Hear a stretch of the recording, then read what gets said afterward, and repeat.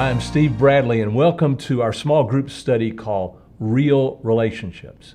Now, if you think about it, and especially as I hope you do think about it over the next 6 or 7 weeks, our relationships are really what we're all about. It defines us better than anything else. In fact, our relationships is the common thing among us. We were all built for relationships.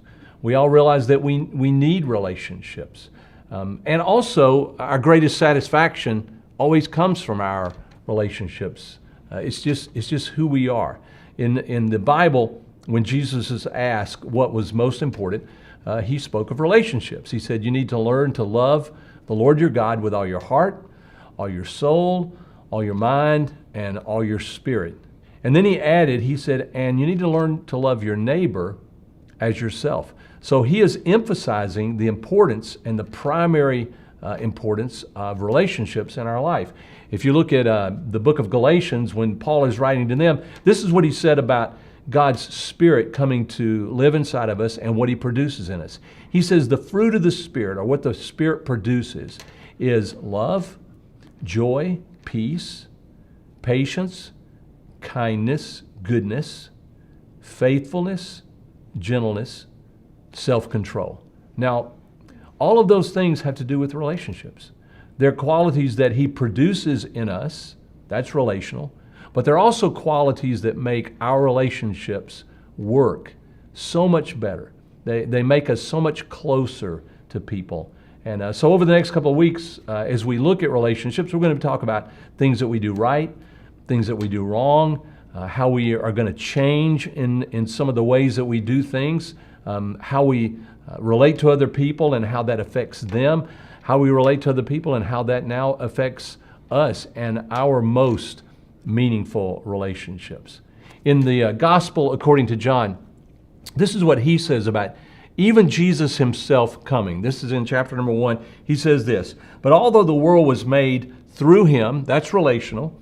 He says the world didn't recognize him when he came. That's also relational. Even in his own land and among his own people, he was never accepted. But to all who believed in him and accepted him, he gave the right, listen to this, to become children of God. They are reborn. In fact, he will later say, so the Word, that was another way to refer to Jesus, became human and lived on earth among us. And then it says that he was filled with unfailing love and faithfulness. He was filled with truth and great compassion and mercy upon us. And then later in verse 18 it says, no one has ever seen God. Now that would make relationships more difficult, but listen to this. But his only Son, who is God himself, is near to the Father's heart. He has told us about him. Now that means he has revealed God to us.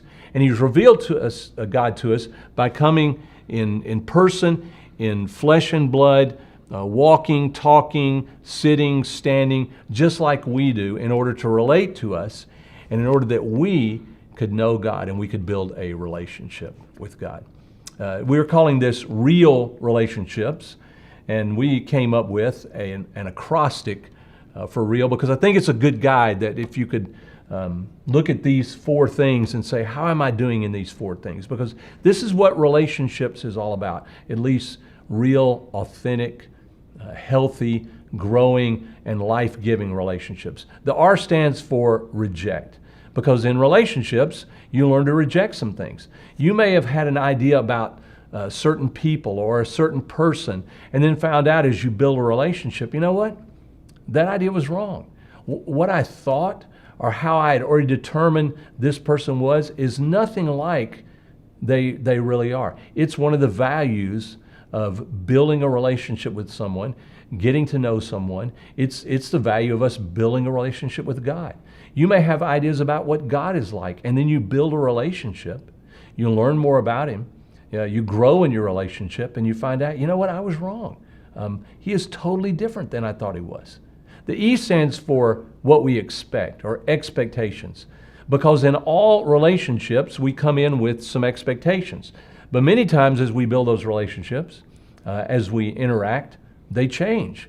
And we realized the expectations we had before were maybe unrealistic. Maybe those expectations were false, or maybe they were just overblown. And if I don't change those expectations and learn what really could happen in a relationship, then I'm going to be disappointed. I'm going to be frustrated. We've probably all gone into a relationship with unrealistic expectations, only to find out if I were more realistic, if I expected the right things, or if I expected better things, these relationships would work out a lot better in my life. The A, so we've got reject, accept.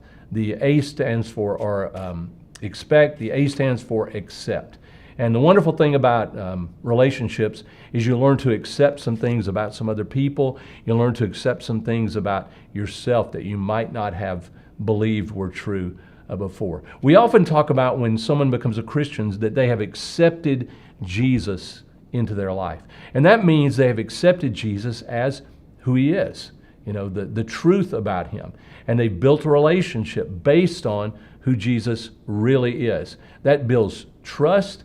That makes the relationship work. It builds closeness. It builds intimacy, all because they've learned to accept things that are true as well as reject some things that are false.